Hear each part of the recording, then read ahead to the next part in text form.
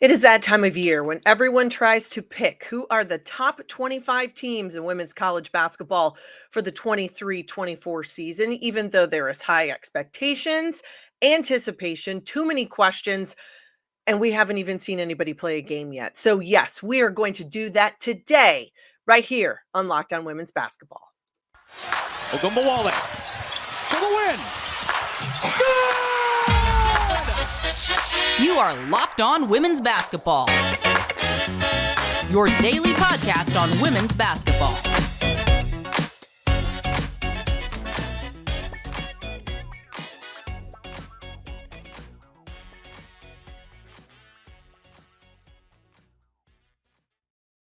Hello, friends. It is Monday, October 23rd, 2023. Fall is here. The college basketball season is almost here as well. And I hope you've got just a little over 1 week left. Get your pumpkins, get your jack-o'-lanterns set, and make sure you've got enough candy for your neighborhood. Halloween is right around the corner.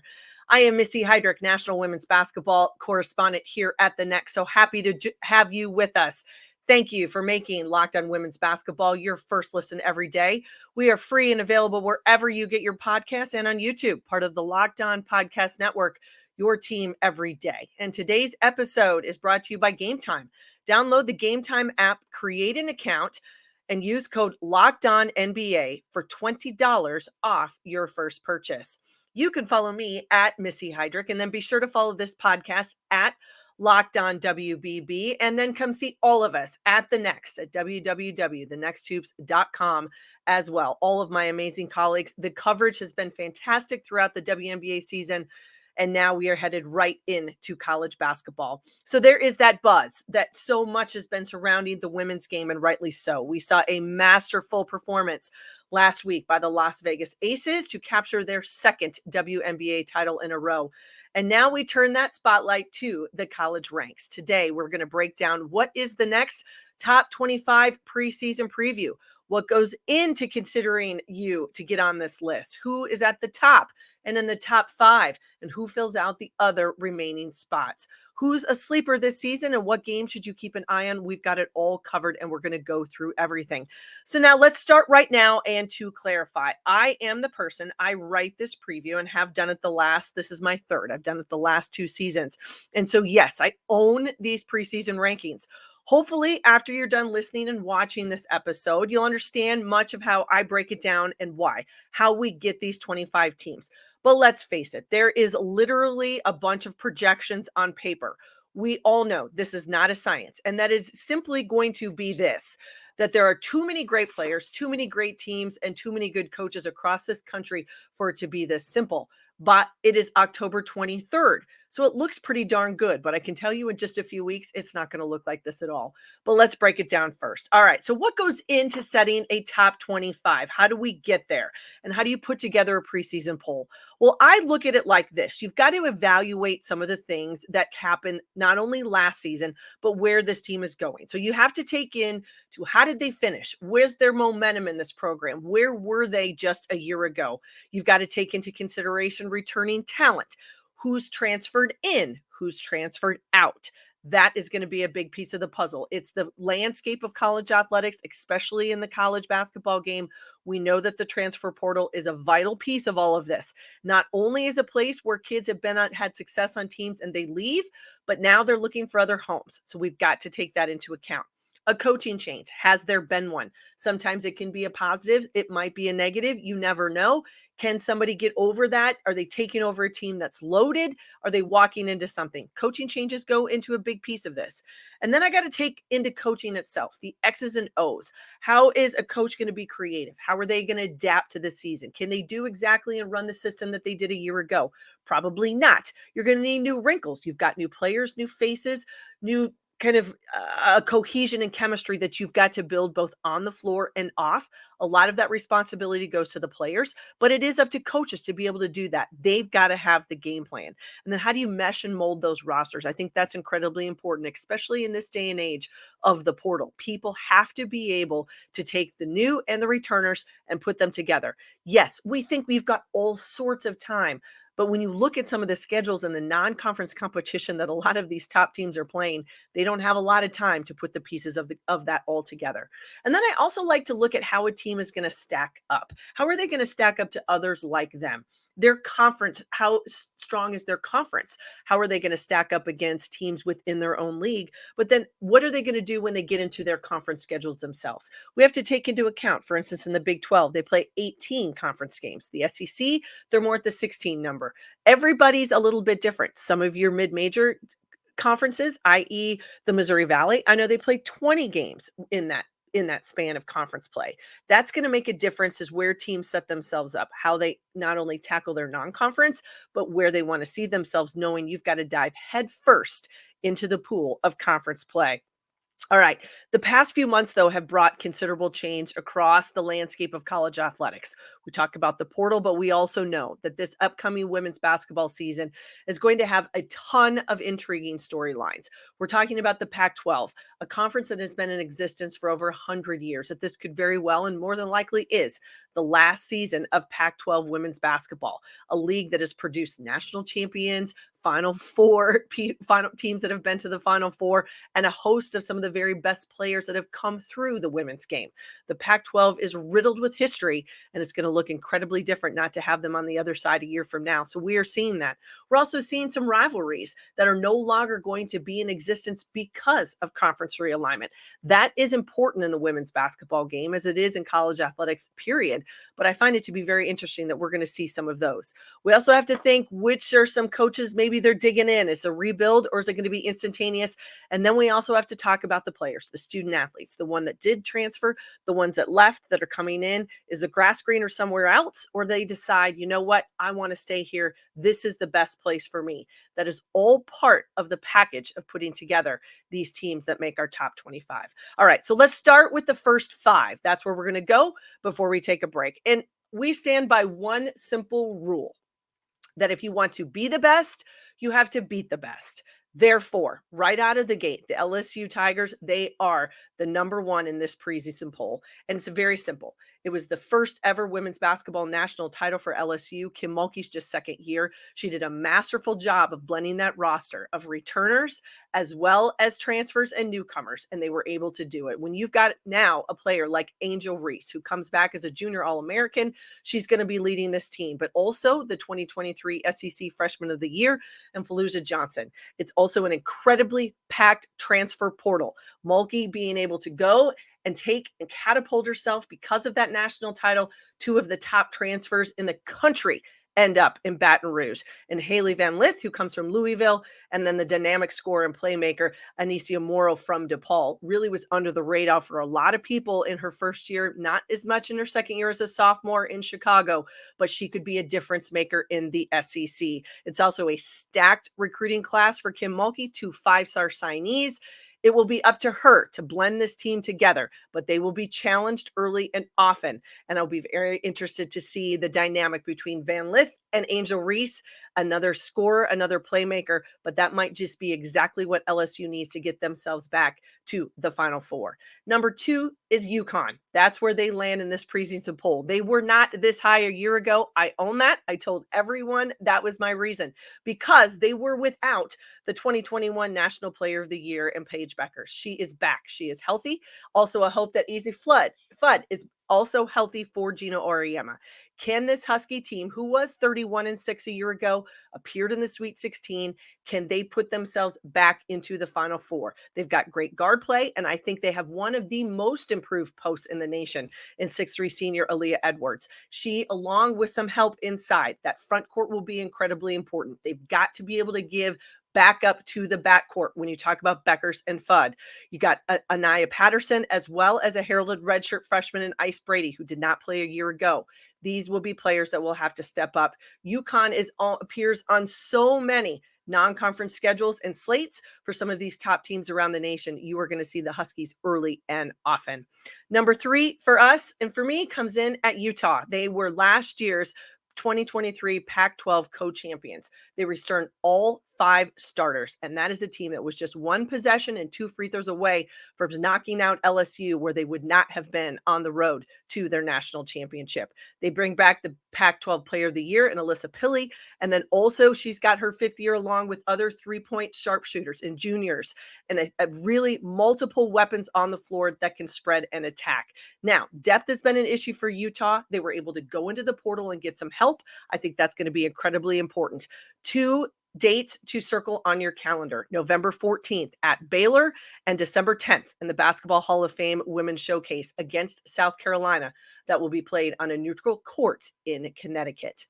Number 4 in our poll is the Ohio State Buckeyes. This may surprise some, but I say that defense can win championships, and that has been a motto for so many, and that is exactly what they're going to try to do at Ohio State. Now they've got help. A very healthy J.C. Sheldon is huge for Kevin McGuff, but he brings in the ACC Defensive Player of the Year, Duke transfer Celeste Taylor, and that will give them offense. One of the bright spots for the Buckeyes has to be the Big Ten Freshman of the Year a year ago, and Cody McMahon. She's a 6-foot forward. She hit double figures in 26 games a year ago. She is incredibly talented and can really anchor that game in the front court, but is so active defensively, and that is what makes her really, really good.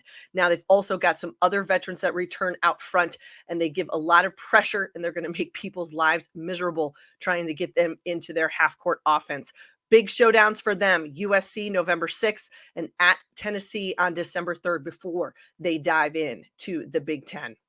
All right, and number 5 is our second Pac-12 team that you're going to see this year. And for us, it's UCLA. I really like what Corey Close has been able to do with this team, and not only is it to give them their top 3 returners from a season ago come back in terms of scores, and that includes Charisma Osborne. She averaged almost 16 points a game last year. She's coming back for her 5th year and her extra year, but it is sophomore sensation Kiki Rice. She had a fabulous freshman season in the Pac-12. I would look for her to have an even better one this year, but it is about size, and that is the X factor in the transfer portal, and it is 6'7" center Lauren Betts. She was the number 1 recruit in the class of 2022. She ended up at Stanford, did not get many minutes, struggled to find really what her role was going to be for the Cardinal, and now finds a home at UCLA. They are going to be challenged early and often, and it is going to be in November, which is going to tell us a lot about the Bruins, and it starts with the battle for Atlantis, when they go to the Fun in the Sun in the Bahamas over Thanksgiving, and then a trip to South Carolina on November 29th. We will talk about the Gamecocks in just a moment, because when we come back, we're going to walk through number 6 through 15 and what stands out and what to look for.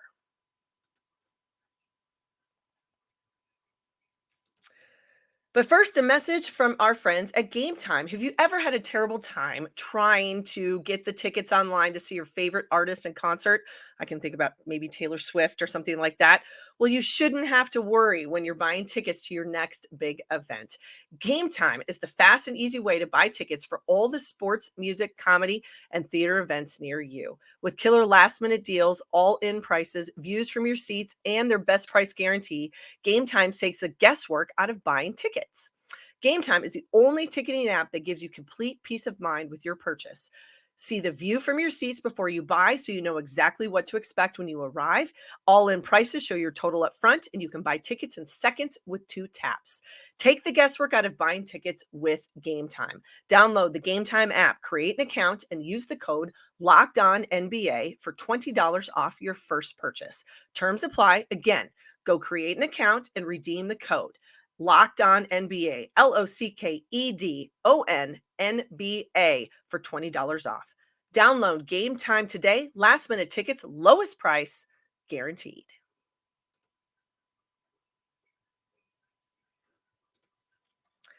Hi, everyone. I am Missy Heidrick, and thanks for making Locked On Women's Basketball your first listen every day.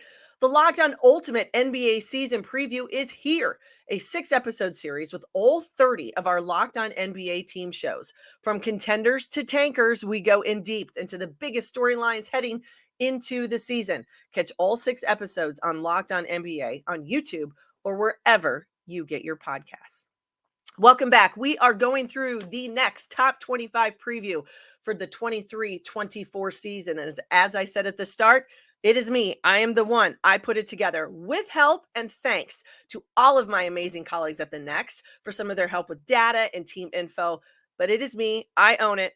And we're going to put you right there. We've talked and mentioned South Carolina already, but they come in this poll at number 6. You will see them on a lot of non-conference schedules, and that is because they've set the bar over the last few years. If you want to be the best, you've got to beat the best, and South Carolina has been that. So a lot of these teams in the top 25 and across the country have the Gamecocks on their non-conference schedule. They themselves will be challenged. I think it starts with their postgame, and it's going to be around 6 center Camila Cardoza. You've also got great guards returning. Sophomore Raven Johnson. I think she was an all SEC freshman a year ago, and I think she's got to be even better this season. And then you've got a bigger threat also on the perimeter with someone like junior Bree Hall. The number 2 ranked recruiting class comes to South Carolina for Dawn Staley. Blending those together will be key. Look for the game on November 6th. They are going across the pond to play in Paris, France, where they will match up with Notre Dame, who we will talk about shortly. That will be a big test and a really good look at the Gamecocks early. Number 7 for me is Virginia Tech. They were in the Final Four a year ago, and I said if Kenny Brooks wanted to go buy a lottery ticket, I would have done it after he found out that his double-double machine and the 2-time ACC Player of the Year, Elizabeth Kitley, was coming back. This is a team I think that is with a goal. They want to get back to the Final Four. They know they have the talent to do that. It is not only about Kitley, but it is about Georgia Amore. She is back, as well as perimeter threat Kayla King. Some transfers who have come in just as in years past for Kenny Brooks, and a very good top 20 recruiting class that I think gives the Hokies some depth and will allow Kitley to step out, maybe even not have to play as many minutes as she has in the past. As a 5th year, you can get worn down pretty quick, but I look for her and the Hokies to have another fantastic season. Number 8 is led the Iowa Hawkeyes, and that is the last year's National Player of the Year in Caitlin Clark. We don't know how many more highlights we will see or what else she can do, but she's going to need some help. She does have some guards returning with her. But the biggest question for me with Iowa is going to be their postgame. They're going to have to look for someone like 6'2" sophomore Hannah Stolke. She was the Big Ten sixth player of the year a year ago. She's going to have a bigger role. They're going to need some help inside. But with Clark, she can do so many things herself, and she does a great job of involving her teammates. They will be challenged. The first game that I will be very interested to see how this new look Iowa Hawkeyes just so happens to be against Virginia Tech. November 9th, they play in the Ally Tip-Off in Charlotte, North Carolina. Number 9 is Indiana.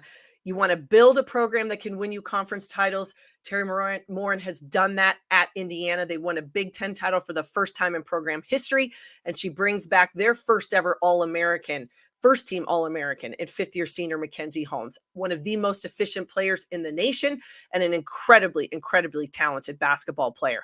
They've also got a host of senior guards back and a very, very talented 6'3" sophomore in Yarden Garzone. She averaged almost 11 plus points a game last year and shot close to 50% from the arc as a freshman. I like Indiana, a lot of weapons, and a challenging schedule.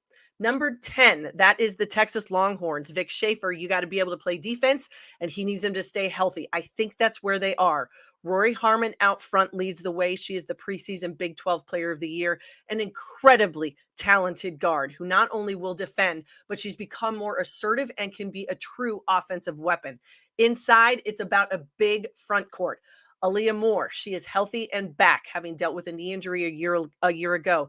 Deanna Gaston and 6'4" Taylor Jones in the paint. But there's also some very interesting newcomers coming, and I really like where you pair Rory Harmon with the 2023 newcomer of the year last year in the Big 12 and Shaylee Gonzalez, who was the BYU transfer. Look for the Longhorns to set their sights on a Big 12 title. They're last in the league before they move to the SEC. Number 11 is an SEC team, and that is Tennessee. They were really inconsistent, it seemed, all season long, but the hope is this year a little bit more stability for Kelly Harper and her team. 6'2" Rakia Jackson, she is back this year. She was a top 5 scorer in the SEC last season. She's going to need some help. two transfers that I think can do that and give them more stability. It's an all-ACC guard and Jewel Spear from Wake Forest, and then Destiny Wells, who has been a playmaker at Belmont during her career there. They can give them an even more of a punch, not only scoring, but on the defensive end. They will be tested. They will play at least 4 top 25 teams before mid-December. We will know about the Lady Vols. Number 12 is Baylor, and it was the first time in 12 years that Baylor did not win a conference regular season title in the Big 12. But I think Nikki Collin finally has healthy pieces together to put them towards back up at the top to challenge Texas for that Big 12 title. Not only is Sarah Andrews returning, she is the Bears leading scorer from a season ago, a player whose career has just flourished under the system that Colin has instilled. But they are going to get not the Big 12 Freshman of the Year a year ago, Darian Littlepage Buggs back, as well as Aaliyah Blackwell and Dre Edwards, both who were out last season. Blackwell, a transfer from Missouri. She only played in 8 games. Edwards had to sit out the whole season in her transfer from Kentucky. But the portal also has been good to Baylor. Jada Walker from Kentucky, Deanna Fritz, Yaya Felder from Ohio. Fritz comes from Iowa State. That is a lot of experience coming to the backcourt and to the floor. That will be helpful for Baylor. Number 13 is Ole Miss. So coaches have to build a foundation, and they have done that, getting themselves back to the NCAA tournament and a Sweet 16 appearance in 2023. Coach Yo bringing back 3 of her top scorers, and she brought in big-time transfers as well. Kennedy Todd Williams from North Carolina, KK Deans from Florida, and Carissa Richardson from Auburn. Also, 2 top 100 ranked freshmen come to Oxford. I like the Rebels. I like what they're doing. It is going to be fast, furious, and intense. Number 14 is North Carolina. The Tar Heels coming off a season where their defense sets the tone. So if you want to play there for Courtney Banghart, you've got to be ready to defend.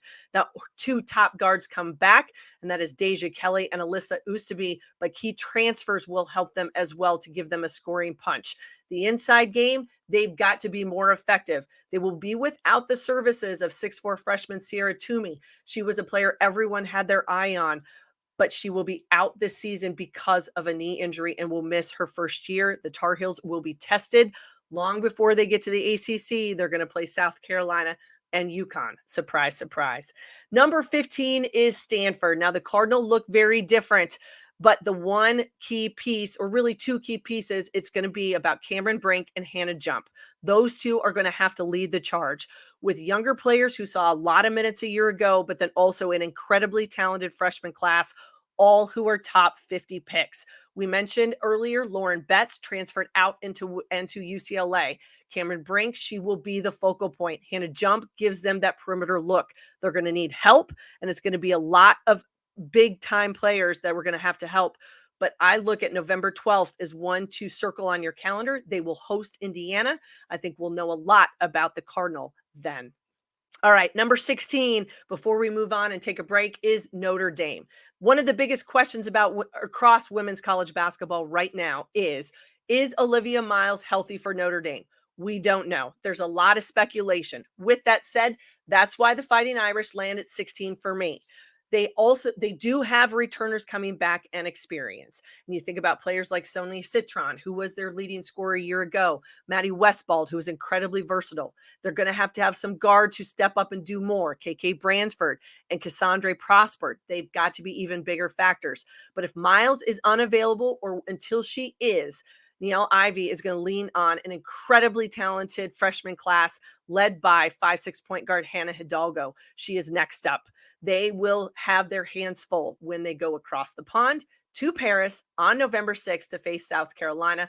A big test, but a fantastic showcase of women's basketball is coming. Everybody tune in. All right, when we come back, we're going to round out our top 25. Why are they in and why are they not?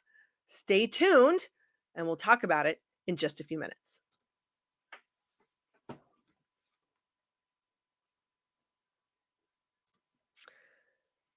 All right, it is that time. We know it's so busy. The Major League playoffs are going. The NFL is in business. So what you've got to do is snap into action during the NFL season with FanDuel, America's #1 sportsbook. Right now, new customers get $200 in bonus bets guaranteed when you place a $5 bet. That's $200 in bonus bets win or lose. If you've been thinking about joining FanDuel, there's no better time to get in on the action. Tonight, Monday, October 23rd, it is the Purdy versus Cousins show. Monday Night Football, the 49ers at the Minnesota Vikings. You pick. And if you're on there, you can think about baseball. The MLB playoffs are in action. Game 6 at Philadelphia, Game 7 in Houston. So you've got to get to FanDuel now. The app is so easy to use. There's a wide range of betting options that include spreads, player props, over-unders, and more. So visit FanDuel.com/lockedon and kick off this NFL season. FanDuel, the official partner of the NFL.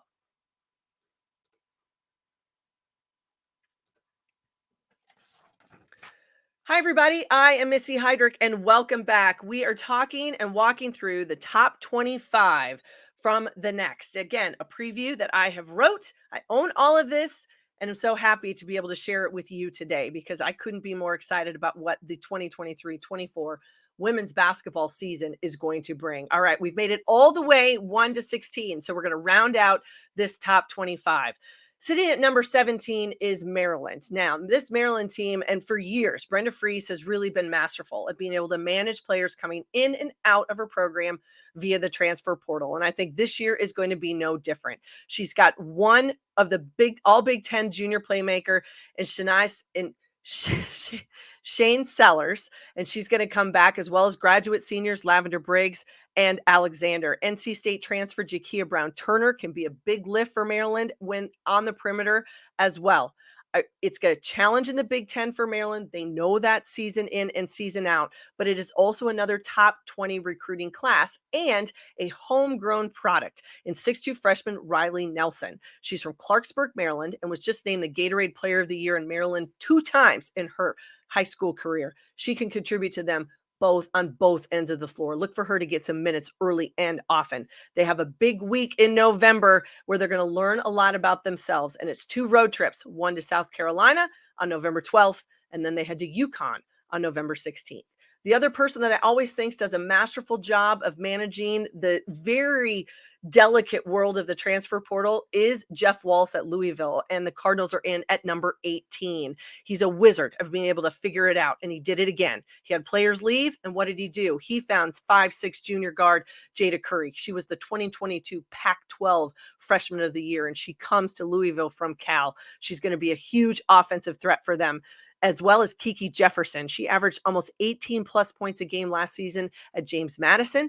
And they have other guards and 2 other guards in Sydney Taylor and Nina Rickards from Florida as new scoring threats. Olivia Cochran, she's got to be an anchor inside for Louisville, but you surround her with scoring guards, and that can be a huge lift for Louisville as they navigate the ACC. In at number 19 is USC. I love what Lindsay Gottlieb is doing out in Los Angeles. She's building a program, putting her stamp on it, both with recruiting and with the portal. This team was back in the NCAA tournament a year ago, even they were knocked off in overtime by South Dakota State. It's a lot of momentum that they have. They will build around 6'4" returning junior Rhea Marshall. She averaged almost 13 a game and is a preseason all Pac-12 selection.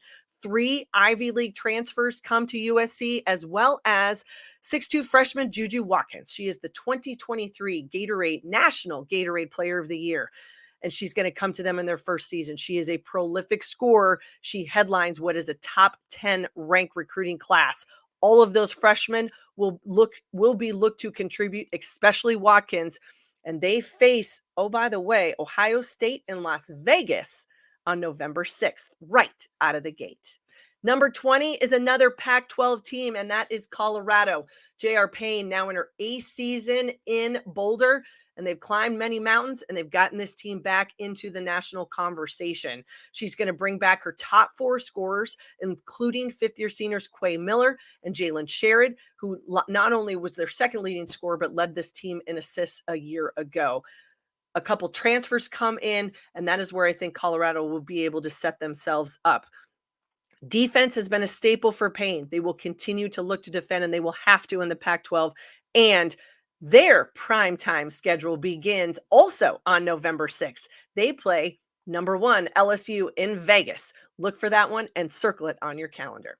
Number 21 for me is Mississippi State. Could not be more excited about what second-year Sam Purcell has rolling in Starkville, and I think it's going to be another outstanding year. A huge group of returners, the foundation that he needed, especially in the post, led by 6'5" center Jessica Carter. That was big. Their top returning scorers, you pair them with a top 25 recruiting class, and then what I think might be 3 of the top impact transfers as well. That would be Lauren Park Lane from Seton Hall, Darian Rogers from DePaul, and 6'2" forward Aaron Barnum from Arkansas. All of that is experience and depth that you not only need in the non-con, but to compete night in, night out in the SEC. Purcell has got the lineup to be able to do that if they can stay healthy. Number 22 is NC State out of the ACC. This is an interesting one, and I think one that a lot of people are do-si-do with. But you've got to look at the Wolfpack and not only what comes back, but the young and the youth of what they have on this roster this year. That's where Wes Moore is going to have to do it. They bring back less than 50% of their scoring from their team last season, where they went 20-12 and were back in the NCAA tournament. But you've got some assertive scorers inside, as well as some size. 6'3" center Mimi Collins, 6'5" center River Baldwin, 2 very talented guards in James and Rivers who come back out on the perimeter, and a very, very good top 10 recruiting class. They will be looking for them to help, including the number 9 overall player in the class of 2023, 5'10" guard Zoe Brooks. Look for those youngsters to get some time early and often. Number 23 is out of the Big East, and for me, it is Creighton. Jim Flannery, 22nd year now in Omaha, leading the Creighton Blue Jay program. He brings back top 4 scorers from a season ago, and that team was 22-9. They are all seniors. So this is loaded experience that you will see with the Blue Jays, and also a loaded non-conference schedule with top mid-majors as well as P5 programs to really test to see what they are all about. It is a spread offense with a lot of perimeter shots. So if you have to be able to defend the 3, but this team not only can get up and down, but they shoot the ball incredibly well. They shot 271 more threes than their opponents a year ago. You've got to get out and defend, and they've got players that can knock down shots. I like Creighton, and I like their consistency. Number 24 is also one of, I think, the most consistent mid-major programs over the last few years, and it is because so much comes back for the Gonzaga Bulldogs. For many, many years, we've been talking about the West Coast Conference and the battle of BYU and Gonzaga. BYU no longer there. They have made their move to the Big 12. Now this is the Gonzaga show. They sit atop of the West Coast Conference. They won not only a regular season, but that conference title, and they are going to be in the mix of the top 25 all season. They have one of the most experienced rosters in the nation, 90% of their scoring and rebounding returning from a year ago. You've got 6'1" senior Yvonne Emgem. She shot over 53% from the field last season. You've got twins guards and Kaylee and Kaylin Trong, and also all-conference forward and Brenna Maxwell. She had been a transfer from Utah. I love what this team does, but they're also going to be challenged. So look up for those matchups. They're going to play Louisville in November, and then a much-anticipated game at home in Spokane against Stanford on December 3rd. And rounding out the top 25 this year in our preseason poll for the 23-24 season is out of the Big 12, and it is the Kansas Jayhawks. Now, this is a team that missed out on the NCAA tournament a year ago. Brandon Schneider had them back in the 22 tournament, and that was the first time they had been since 2013. They were on the bubble. They got pushed off. They regrouped. They ran off 6 huge wins for themselves and for their fans in Lawrence, Kansas, to win the postseason WNIT title. I think that's a great foundation, and we've seen that catapult other teams into really, really good seasons in the past. That's what Brandon Schneider and the Kansas Jayhawks want to do again. The biggest piece for him is he's got 3 super seniors, all huge impact players. It starts with Tiana Jackson in the middle. She's a 6'3" post, a dominant defender, but she's also developed into a scorer. You've got a point guard in Zachariah Franklin out front, and then also a sharpshooter and a Holly Kerskeeter. All of them experienced, as well as some big-time talent that they bring in, and a couple transfers. Now, the fun in the sun for this veteran Jayhawk team is going to begin when they go to the Cayman Islands in November and play in the Cayman Island Classic. They're going to get Virginia Tech, and they're going to get UConn. So we will know a lot about Kansas early in November, but I like this veteran team. I think they are focused, they are motivated, and that could be a lot to handle in the Big 12. Keep in mind, they were picked third behind Texas and Baylor. So that, ladies and gentlemen, rounds out the top 25. I know it is a lot of information, but the best part is you can go to the next and you can find it there. So the nexthoops.com, you can find this top 25 preview as well as what is starting to trickle into your inbox and to our website starting today. Conference preview stories, whether it's the Big 10, the Big East, could be SEC, whatever you're looking for, we are going to have you covered, as well as continued coverage right here on Locked On Women's Basketball throughout the next few weeks to get you ready for the college basketball season. It's right around the corner. Everybody needs to get going. Well, I want to thank you for listening and for watching today. You can find me at Missy Heidrick on X, formerly known as Twitter, and all of my amazing colleagues there, as well as with this podcast at Locked On WBB. And I already told you once, so don't let me tell you again. Go to thenexthoops.com. That's where you're going to find not only this preview and a much, much more in-depth breakdown of the top 25, but also our conference previews and so much more. Thank you for making Locked On Women's Basketball your first listen every day. For our everydayers tomorrow on the show, our fearless leader, Howard Megdal, will continue our college basketball preview coverage and so much more. Thank you for listening. Thank you for watching. I will see you back here next week, next Monday, with more college basketball previews and breakdowns. Like I said, it's right around the corner, folks. Everybody get excited.